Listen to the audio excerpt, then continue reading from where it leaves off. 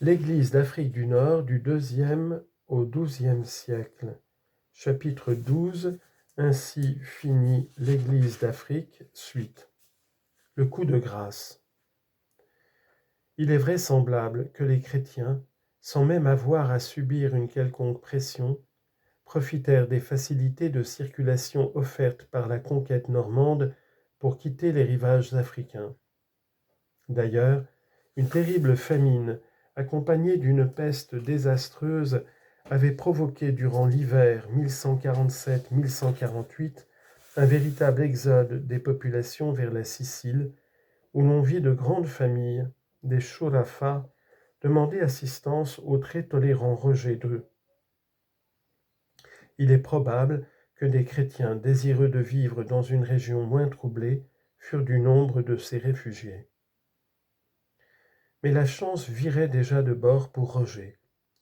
Des guerriers pleins de fougue, d'enthousiasme et de zèle pour l'islam, les Almohades, Al-Muhawwidoun en arabe, c'est-à-dire les unitaires, couraient dans l'ouest du Maghreb de succès en succès contre les Almoravides, épuisés par plus d'un siècle de domination en Espagne et au Maroc. En 1152, ils mettaient fin au royaume hammadide de Bougie et en annexaient tout le territoire. 7 ans plus tard, leur chef, le grand Abd al-Mu'min, prenait Tunis. Les Juifs et les chrétiens qui se trouvaient dans la ville eurent le choix entre l'adoption de l'islam ou la mort. Une partie se fit musulman et le reste fut mis à mort. Confère Ibn al-Athir el-Kamil, volume 11, page 242. De Tunis, Abd al-Mu'min se rendit à Mahdiya, occupée par les Normands. Ceux-ci soutinrent un siège de 6 mois. Épuisés, ils se rendirent. Abd al-Mu'min refusa de traiter avec eux, à moins qu'ils ne se fissent musulmans. Référence dans le même livre que précédemment. Les assiégés repoussèrent cette proposition. Abd al-Mu'min, craignant des représailles de la part de Roger, n'insista pas. Sous une politique aussi intolérante, les quelques communautés chrétiennes qui subsistaient encore dans les villes furent condamnées à disparaître ou à émigrer avec le rapatriement des Normands sur la Sicile. Certains s'arrangèrent pour rester dans un pays qui était le leur autant que celui des musulmans ifriqiens.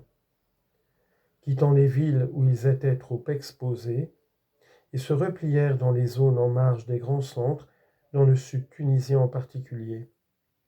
Ce reste des chrétiens d'autrefois, dans le Nafzawa, auquel fait allusion Ibn Khaldoun,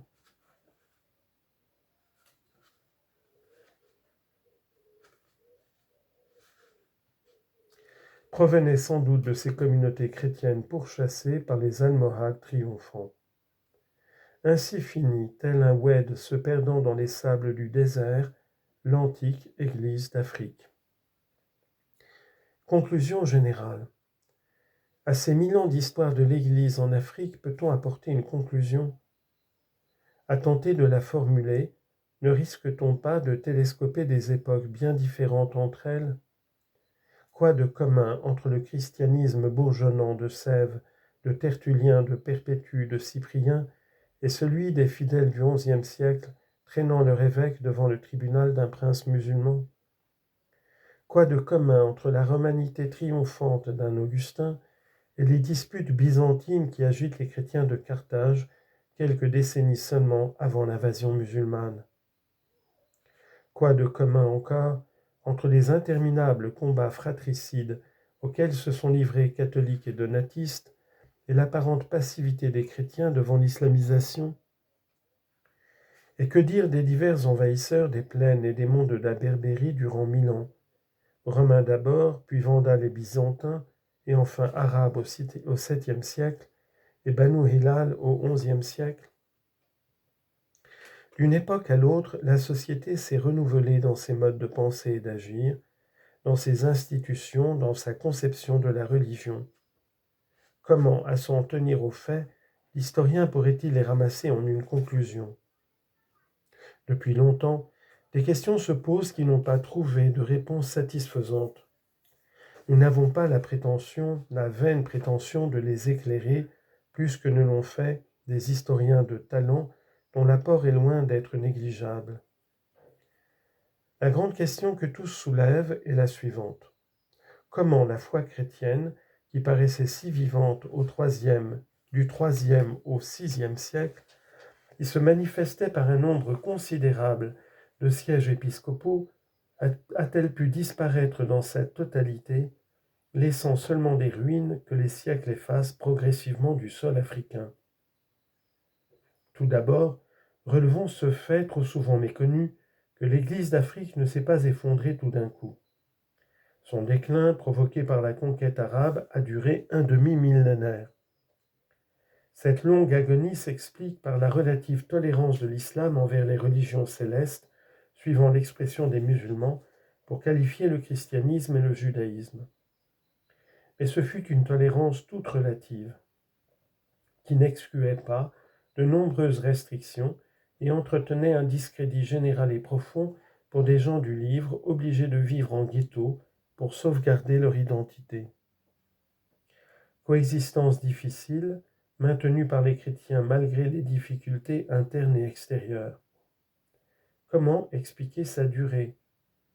Il ne s'agit pas de chercher à comprendre pourquoi et comment l'islamisation et l'arabisation ont finalement triomphé, mais bien au contraire, pourquoi et comment le christianisme a disparu. Quelles furent les données de fait, tant du côté chrétien que du côté musulman, qui précipitèrent la fin de l'Église d'Afrique? La population africaine. Jusqu'au milieu du 7e siècle, le christianisme était culturellement dominant dans tout le Maghreb, notamment dans la partie orientale. Dans les tribus berbères, il commençait à se répandre, surtout dans les campagnes proches des villes. Il est probable que son enracinement n'avait quelque profondeur que dans les milieux les plus romanisés, plus aptes à s'imprégner d'une culture chrétienne exprimée en latin ou en grec, langue du pouvoir et du savoir. L'arrivée inopinée des Arabes et leur succès bouleversèrent le cours des choses, tant pour le monde berbère que pour les populations chrétiennes romanisées. Depuis le milieu du VIe siècle, la montée des Berbères sur le plateau de l'histoire n'avait cessé de s'affirmer. Elle atteint son sommet avec deux fortes personnalités, Koussaïla et la Kahina. Pour la première fois depuis Massinissa, les tribus avaient réussi à se regrouper et à infléchir à leur avantage le succès des armes. Par deux fois, elles avaient mis en déroute leurs adversaires arabes, pourtant pleins de mordants au combat.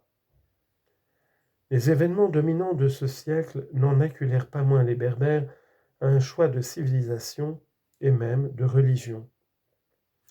Un dilemme se posait à eux, ou bien s'allier aux Byzantins et adopter leur mode de gouvernement et leur religion, ou bien se ranger du côté des Arabes en acceptant les exigences du nouveau pouvoir.